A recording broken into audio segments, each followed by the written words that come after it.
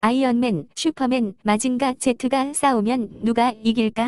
히어로는 전혀 연관성이 없어 보이지만 철이라는 공통점을 가지고 있습니다. 아이언맨은 아이언의 순수한 철을 뜻하는 단어입니다. 슈퍼맨은 강철의 사나이라는 별명을 가지고 있지요. 마징가 Z는 무쇠로 만들었다고 합니다. 순철, 강철, 무쇠는 모두 철의 한 종류입니다. 이들을 구분하는 기준은 탄소의 함량이지요. 철에 함유된 탄소가 0.02% 이하면 순철, 2% 이하면 강철, 2% 이상이면 주철이라고 부릅니다. 철에 불순물이 없는 순수한 상태일 때가 가장 강하고 단단할 것 같지만 사실 순수한 철은 매우 무르고 약한 성질을 가지고 있습니다. 얇게 펴서 다양한 모양을 만들기에는 좋지만 강도가 낮아서 무기는커녕 생활용품으로 만들기에도 적합하지 않지요. 약한 순철을 단단하고 강하게 만들기 위한 한 가지 방법은 불순물 원소를 첨가하는 것입니다. 이렇게 금속의 다른 원소 한 가지 이상을 넣어서 금속의 성질을 향상시키는 것을 합금이라고 합니다.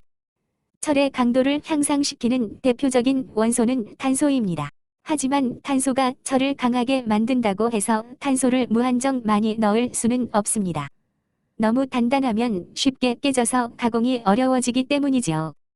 마징가 Z가 무쇠로 만들어졌다면 망치질 한 번에도 적 하고 부서지고 말 거예요. 쉽게 부러지지 않으면서도 단단하고 튼튼하면서도 가벼운 철, 이렇게 모순된 조건을 모두 만족한 것이 바로 강철입니다. 자동차, 건물, 다리 등 우리 삶에서 가장 많이 사용되고 있지요. 정말 슈퍼맨 같은 존재입니다. 하지만 철은 산소나 물과 결합하려는 성질이 강해서 쉽게 녹이 씁니다. 안타깝게도 탄소는 철이 녹쓰는 것까지 방지해 주지는 못해요. 결국 이 세 히어로도 물 앞에서는 맥없이 무너지고 맙니다. 강철에 크롬과 니켈을 섞으면 녹쓰는 것을 방지할 수 있습니다. 이 합금강을 스테인리스 강이라고 부르지요. 사실 아이언맨 슈트는 티타늄과 금의 합금으로 만들어졌다고 합니다. 티타늄은 강하지만 무게는 훨씬 가벼워서 주로 항공기 등에 많이 사용되지요.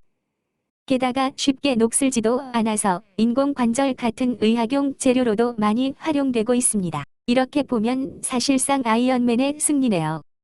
현대에 와서 철보다 강한 재료는 수없이 많이 개발되었습니다.